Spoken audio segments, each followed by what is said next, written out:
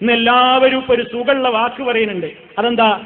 നമ്മൾ ഈ വിദ്യാരാജ്യം എന്ന് പറഞ്ഞാൽ നമ്മളിവിടെ ഹിന്ദുക്കളുണ്ട്, ക്രിസ്ത്യാനികളുണ്ട്, മുസ്ലിമീങ്ങളുണ്ട്, നമ്മളൊക്കെ ഒരു ഉമ്മവറ്റ സഹോദരന്മാരല്ലേ, നമ്മളൊക്കെ വ്യത്യസ്ത മതങ്ങളാണെങ്കിലും നമ്മളൊന്നാണ്.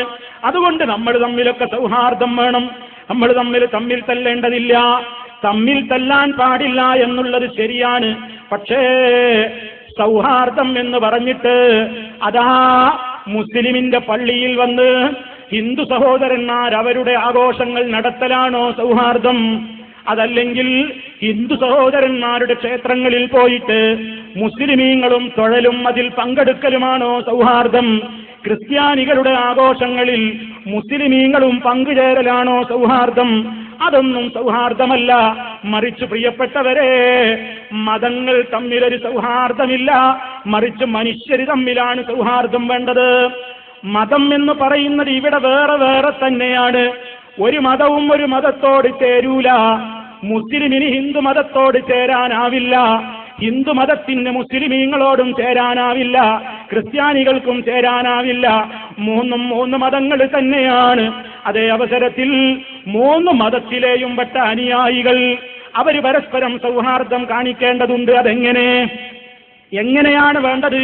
ഇതിന്ന് പലർക്കും അറിയാഞ്ഞിട്ട് പലരും പല അപകടത്തിലും ചെന്ന് ചാടുന്നുണ്ട്. അതാ ക്രിസ്ത്യാനികളുടെ ഡിസംബർ 25 വന്നു കഴിഞ്ഞാൽ മാപ്പിളമാരുടെ വീട്ടിന്റെ മുമ്പിലും സ്റ്റാർ തൂക്കുന്നു. അതാ നക്ഷത്രം തൂക്കുകയാണ് ബൾബിട്ടിട്ട്. മുസ്ലിമേ, നിന്റെ വീട്ടിൽ എന്തിനാ നീ സ്റ്റാർ തൂക്കുന്നത്? മുസ്ലിമേ, നിന്റെ വീട്ടിൽ നീ എന്തിനാ ഓണച്ചോറ് വെക്കുന്നത്? മുസ്ലിമേ, നിന്റെ വീട്ടിൽ നീ എന്തിനാ അത്തപ്പൂക്കളം ഒരുക്കുന്നത്? മുസ്ലിമേ, നിന്റെ വീട്ടിൽ നീ എന്തിനാണ് മാതോരി ദൈവത്തെ പ്രതിഷ്ഠിക്കുന്നത്? മുസ്ലിമേ, സൗഹാർദ്ദം എന്ന് പറയുന്നത് അവനവന്റെ ദീന് വിട്ടുകൊണ്ടുള്ള ഒരു സൗഹാർദ്ദമില്ല. അങ്ങനെ ഒരു സൗഹാർദ്ദം ഇവിടെ ആവശ്യവുമില്ല. അതൊരു മതത്തോട് വിദ്വേഷമുണ്ടായിട്ടല്ല. മുസ്ലിമിന് അവന്റെ ഐഡന്റിറ്റി ഉണ്ട്, മുസ്ലിം അവന്റെ ഇസ്ലാം കാത്തു സൂക്ഷിക്കേണ്ടതുണ്ട്. അതേ അവസരത്തിൽ മനുഷ്യന്മാര് തമ്മിൽ നല്ല സ്നേഹവും സൗഹാർദ്ദവും വേണം. മുസ്ലിമായ മനുഷ്യന്റെ അതാ വലതു ഭാഗത്തൊരു ഹിന്ദുവിന്റെ വീടാണെന്ന് വിചാരിച്ചോ, ഇടത് ഭാഗത്തൊരു ക്രിസ്ത്യാനിയുടെ വീടാണെന്ന് വിചാരിച്ചോ, ഈ മുസ്ലിമായ മനുഷ്യനൊരു ബാധ്യതയുണ്ട്. തന്റെ ഹിന്ദുവായ അയൽവാസിയോടും ക്രിസ്ത്യാനിയായ അയൽവാസിയോടും അവൻ സ്നേഹം കാണിക്കണം, അവന്റെ ആവശ്യങ്ങൾ ചെയ്തു കൊടുക്കണം. അവിടുത്തെ കുട്ടികൾ വിശന്നാൽ മുസ്ലിമിന്റെ വീട്ടിൽ ഭക്ഷണമുണ്ടോ, ഹിന്ദുവിന് കൊടുത്തോളണം, ക്രിസ്ത്യാനിക്ക് കൊടുത്തോളണം. ഹിന്ദുക്കൾ കഷ്ടപ്പെടുമ്പോൾ നമ്മെ കൊണ്ടാകുന്ന സഹായം ചെയ്യണം. നമ്മുടെ അയൽ വീട്, നമ്മുടെ നാട്ടിലൊരു ഹിന്ദു സഹോദരൻ അതാ ചോർന്നൊലിക്കുന്ന വീട്ടിൽ കിടക്കുകയാണ്. അയാളുടെ കുട്ടികളതാ ഉറങ്ങാനിടമില്ലാതെ നനഞ്ഞൊലിക്കുകയാണെങ്കിൽ അത് കണ്ടു നിൽക്കുന്ന മുസ്ലിമേ, നീ സഹായിക്കൽ നിന്റെ കയ്യിലുണ്ടെങ്കിൽ ആ പാവപ്പെട്ട ഹൈന്ദവ സഹോദരന് വീടുണ്ടാക്കി കൊടുക്കൽ പുണ്യകർമ്മമല്ലേ? അത് ക്രിസ്ത്യാനിയാണെങ്കിലും അങ്ങനെ തന്നെയല്ലേ?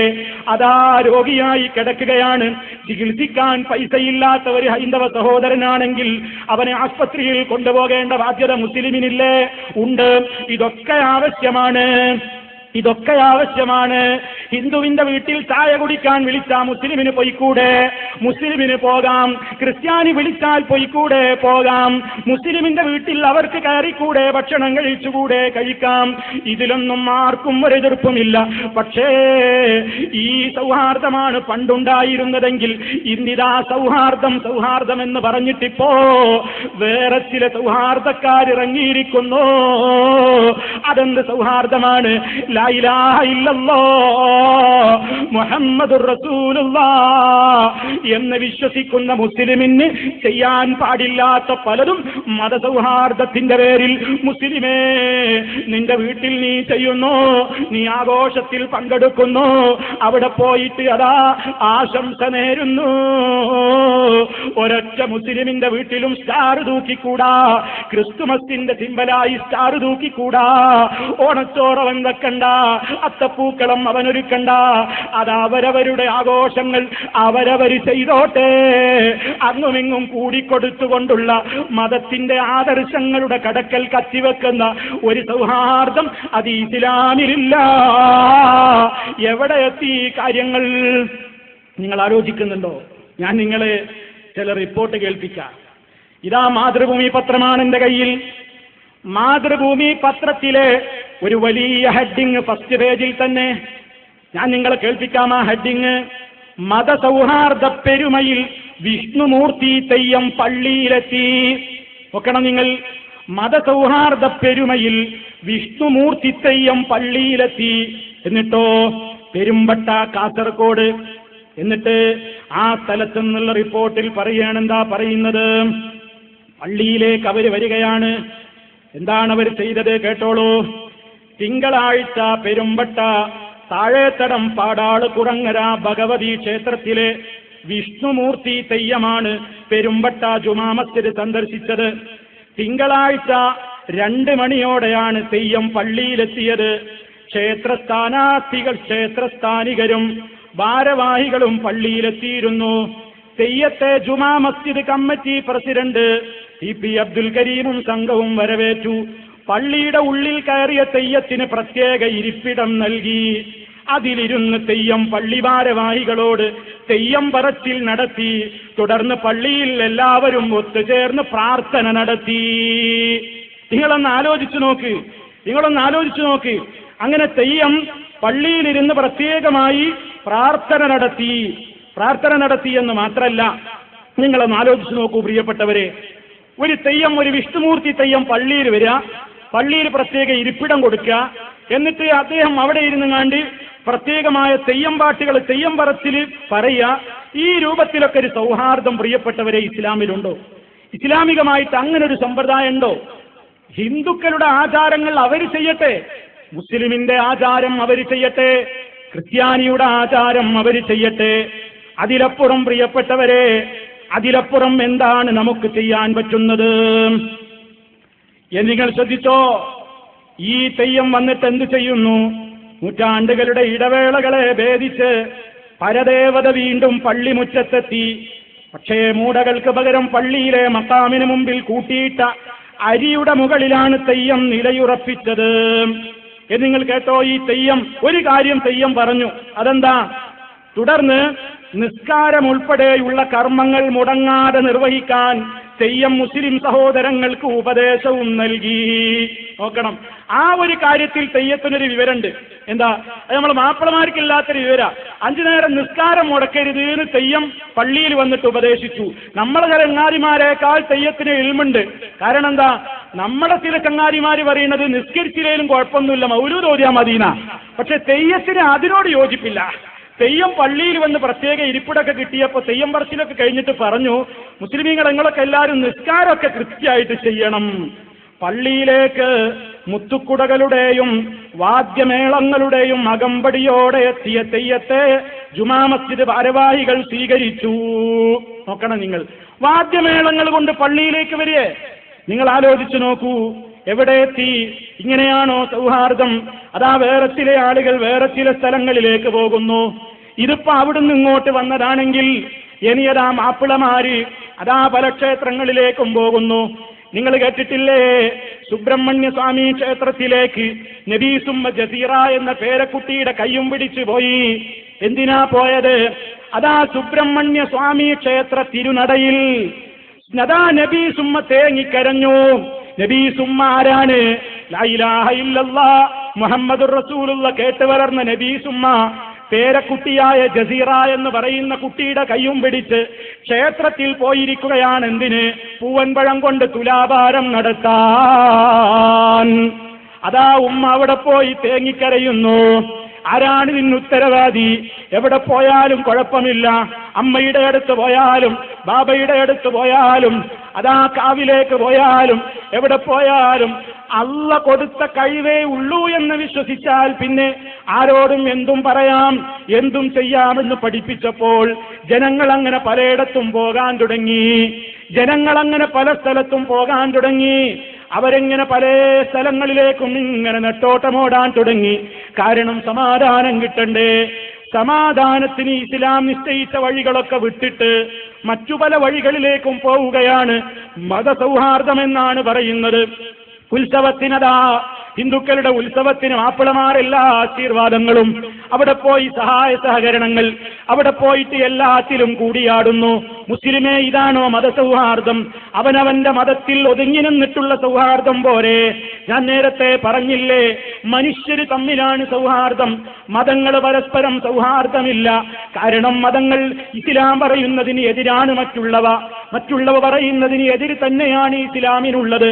അതുകൊണ്ട് അത് രണ്ടും തമ്മിൽ അങ്ങോട്ടും ഇങ്ങോട്ടും കൊടുക്കുന്ന ഒരു സൗഹാർദ്ദമില്ല. നിങ്ങൾ നോക്കൂ, നബി സല്ലല്ലാഹു അലൈഹി വസല്ലമിന്റെ കാലത്ത് മുശ്രിക്കുകൾ, അന്നുണ്ടായിരുന്ന ആളുകൾ നബി തങ്ങളോട് പറഞ്ഞില്ലേ, ഞങ്ങളുടെ ലാത്താ വിഗ്രഹത്തെ കാണുമ്പോൾ ഒന്ന് കൈപൊക്കിയാ മതി മുഹമ്മദ്, നമുക്കൊന്ന് യോജിച്ചു പോയിക്കൂടെ, ഞങ്ങളുടെ ഉത്സവങ്ങളിലൊക്കെ നീയും പങ്കെടുക്കുക, നിങ്ങളുടെ കാര്യങ്ങളിലൊക്കെ ഞങ്ങളും പങ്കെടുക്കാമെന്ന് ഒരു പഞ്ചായത്ത് വന്ന് പറഞ്ഞപ്പോൾ വിശുദ്ധ ഖുർആൻ എന്താ പറയുന്നത്? ഖുൽ യാ അയ്യുഹൽ കാഫിറൂൻ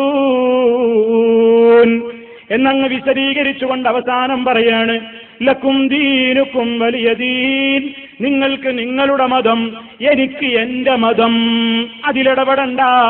അതേ അവസരത്തിൽ നബി സല്ലല്ലാഹു അലൈഹി വസല്ലം യഹൂദിയുടെ വീട്ടിൽ നിന്ന് ഭക്ഷണം കഴിച്ചിട്ടില്ലേ? യഹൂദികളുമായി ഇടപാട് നടത്തിയിട്ടില്ലേ? കാഫിറുകളുമായി കച്ചവടം നടത്തിയിട്ടില്ലേ? അതൊക്കെ ചെയ്യാതൊന്നും വിരോധമല്ല. പക്ഷേ ഇസ്ലാമിന്റെ നിയമങ്ങളെ കാറ്റിൽ പറത്തി അവരുടെ ആഘോഷമോ അവരുടെ സമ്പ്രദായങ്ങളോ നമുക്ക് വേണ്ട. ക്രിസ്ത്യാനി ക്രിസ്തുമസ് ആഘോഷിക്കുമ്പോ ഞാൻ നേരത്തെ പറഞ്ഞില്ലേ, സൗഹാർദ്ദം എന്ന് പറഞ്ഞിട്ട് മുസ്ലിമേ അതിൽ കൂടിക്കൊടുക്കണ്ട. ഇതാ ഈ പത്രത്തിൽ ഒരു ഫോട്ടോ കാണുന്നു, ഉത്സവ ലഹരിയിൽ ഐക്യ ക്രിസ്തുമസ് ആഘോഷം. മനോരമയിലെ ന്യൂസാണ്. ഉത്സവ ലഹരിയിൽ ഐക്യ ക്രിസ്തുമസ് ആഘോഷം. ക്രിസ്തുമസ് ആഘോഷത്തിന് പോയിരുന്ന ആൾക്കാരൊക്കെയാണ്? ഒരാളെ പേര് മാത്രം ഞാൻ വായിക്കാം. കുറെ ആൾക്കാരുടെ പേരുണ്ട്. ഒരാളെ പേര് മാത്രം നിങ്ങൾ ശ്രദ്ധിച്ചോ. അതിൽ PJ പോളുണ്ട്, സിസ്റ്റർ മേരി തെരേസയുണ്ട്, സിസ്റ്റർ സോണിയയുണ്ട്, സ്റ്റാർ സിംഗർ സോണിയയുണ്ട്, അതേപോലെ തന്നെ ബിഷപ്പുമാരുണ്ട്, പാതിരിമാരുണ്ട്. അക്കൂട്ടത്തിൽ ഒരാളെ കേട്ടോ, യൂനുസ് അഹ്സനി ക്രിസ്തുമസ് ആഘോഷിക്കാൻ പോയിരിക്കുകയാണ്. മതസൗഹാർദ്ദമാണ് പോലും. ഓ പ്രിയപ്പെട്ട മുസ്ലിമേ, ഇതെന്തൊരു സൗഹാർദ്ദമാണ്! എല്ലാ മതങ്ങളും അവരുടെ വിശ്വാസമനുസരിച്ച് ചെയ്യട്ടെ.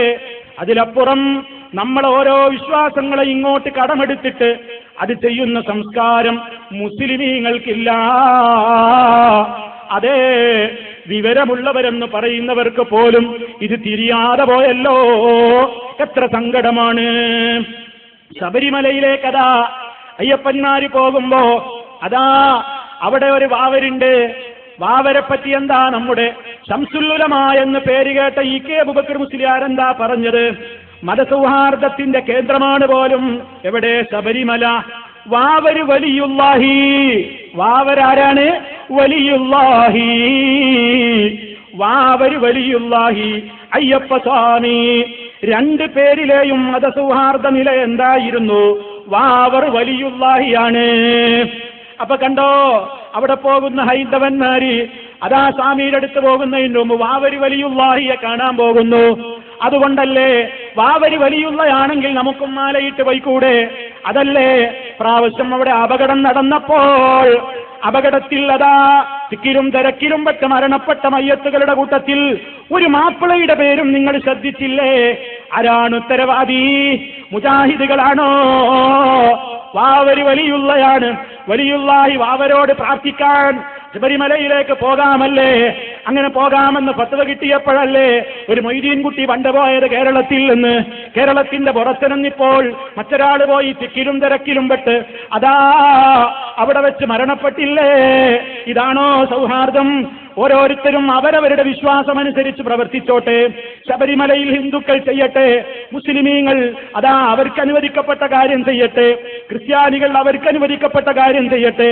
ഓരോരുത്തരും അങ്ങോട്ടും ഇങ്ങോട്ടും പോയിക്കൊടുത്ത് അവരുടേത് നമ്മളും നമ്മളുടേത് അവരും ചെയ്തുള്ള ഒരു സൗഹാർദ്ദം, അത് ശരിയായ സൗഹാർദ്ദമല്ല. മുസ്ലിമിന് സ്വീകരിക്കാൻ പറ്റില്ല.